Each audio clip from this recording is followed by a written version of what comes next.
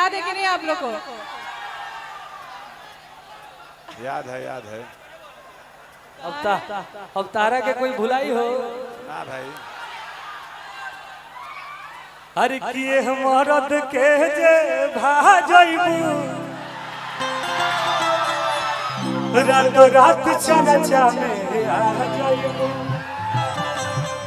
लेकिन एक बात है टुनटुन जी, जी बोलिए। कहीं पे भी इवेंट करने जाओ, लेकिन जो मजा आरा में आता है, इस अगिया में आता है, वो और कहीं नहीं आता है। सच में बात है कि नहीं? हाँ ये तो बात है। हालांकि हम जिला से थोड़ा सा बाहर हो चुकल बने, लेकिन सब जिला ठीक बा, हमार जिला तो कुछ विशेष फैले हो।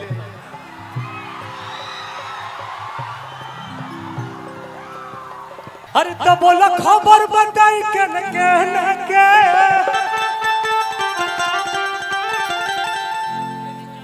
अरे की बोला खबर बताई के न के अरे तो ये के लाहौर बाए जंग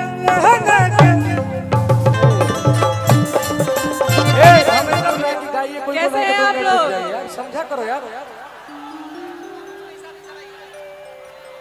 कौन कौन मेरा इंतजार कर रहा था? एक बार हाथ उठा के दिखाइए आप लोग।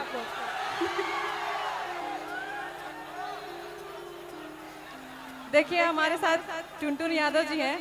लास्ट टाइम भी हम लोग इवेंट किए थे, याद है कि नहीं आप लोग को? याद है, याद है। अब तारा के कोई भुलाई हो ना भाई। अरे किए मरद के जे भाजइबू रात रात चर्चा में आ जाइबू। लेकिन एक बात है टुनटुन जी, जी बोलिए। कहीं पे भी इवेंट करने जाओ, लेकिन जो मजा आरा में आता है, इस अगिया में आता है, वो और कहीं नहीं आता है। सच में बात है कि नहीं? हाँ ये तो बात है। हालांकि हम जिला से थोड़ा सा बाहर हो चुकल बने, लेकिन सब जिला ठीक बा, हमार जिला तो कुछ विशेष फैले हो।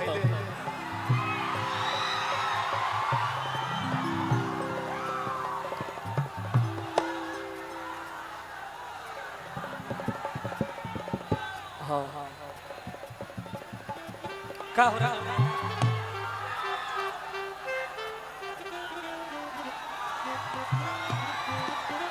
और आज हम थैंक यू सो मच, आप लोग आरजेडी इतना के प्यार दिए उसके लिए। बम्पर वोटों से जीतने वाले अज्ञान नरेश अरुण चचा के दरबार में आइल बनी और आरजेडी के कई गाना हम गईले बनी। और आप सबसे बता दें कि एक बार आरजेडी से हमरा दीपू भैया जी विधायक से चुनाव लड़ रहा बने, तो आप सबसे आग्रह बा के एक तरफा प्यार दियो। और हमनी के कलाकार भाई तमाम गाना गा के एकदम गर्दा उड़ा दे जा, जगह जगह पे प्रचार करम जा। और हमरा लेखा नौजवान लड़का भैया रे हर की लालू जी के कृपा से पहचान भई हर की एरिया में दीपू रानावत के नाम भई लौटने हमारा दीपू भैया के शान भई हर की बोला खबर बताई के ने कह दे के हर की बोला खबर। शिल्पी जी एगो हमरा लेखा नया नया लड़का तारा लेखा लड़की से शादी कैले रहता न मेहररुआ अपना मर्दा से पूछतिया क्या तो मर्दा कहता अरे की बोला खबर बताई के ने कह दे के।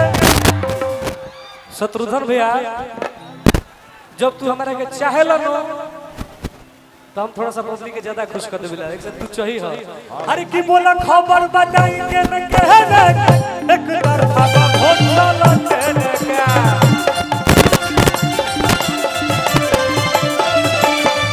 बोला खबर बताई के न कह दे एक तरफा वोट लौटे का।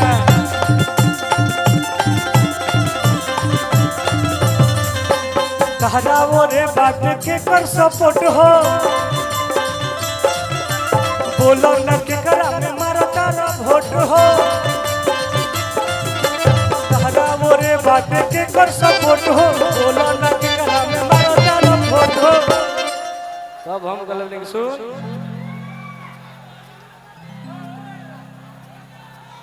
तब हम कहनी के सुन है ना हमनी के तो वोट एक तरफा हमनी के वोट एक तरफा के नहीं जाला हो ललटेन छाप अरुण चाचा पे अरे तो बोला खबर बताई के न के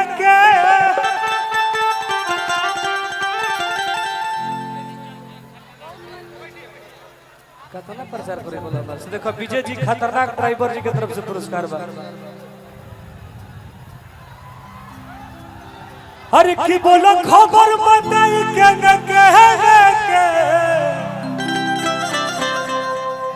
अरे तो ये के लाहौर पाए जंग के ए धर्मेंद्र भैया हेलो हेलो शत्रुघ्न भैया से कुछ कान में कहो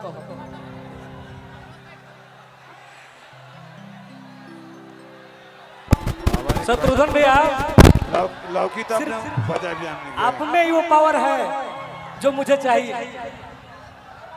अरे की बोलो खबर बताई के लगता हमारा आवाज में जाते नहीं गए अरे की बोलो खबर बताई के अरे तय के लाहौर पाए जान के एक तरफा वोट लाला दे के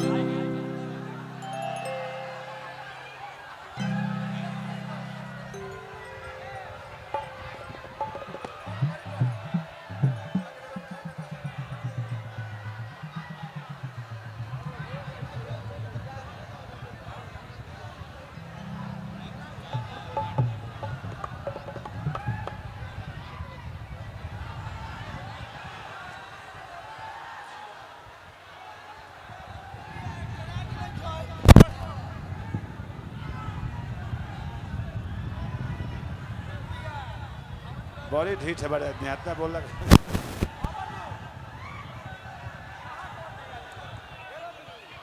मन खाली कर दीजा भाई लोग हाथ जोड़ी बा मन चरचराता आ एंजॉय करे के बा इरौरे सब खातिर की कार्यक्रम कइल गइल बा एकरा के बढ़िया से अपन समझ के ए कार्यक्रम के आनंद लीजा बहुत अच्छा लागी हल्ला गुल्ला नहीं करे के एकदम अपन समझे के बा विधायक जी के मान सम्मान प्यार और सब के मिलेला आज ओकरा के बरकरार रखे के बा भीड़ बहुत ज्यादा बा बहुत एकरा के एंजॉय करी जा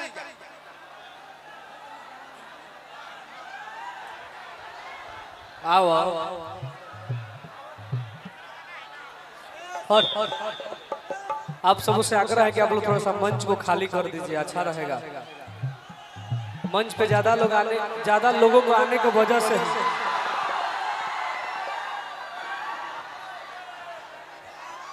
ये बात कहू के बुझा तो कबे से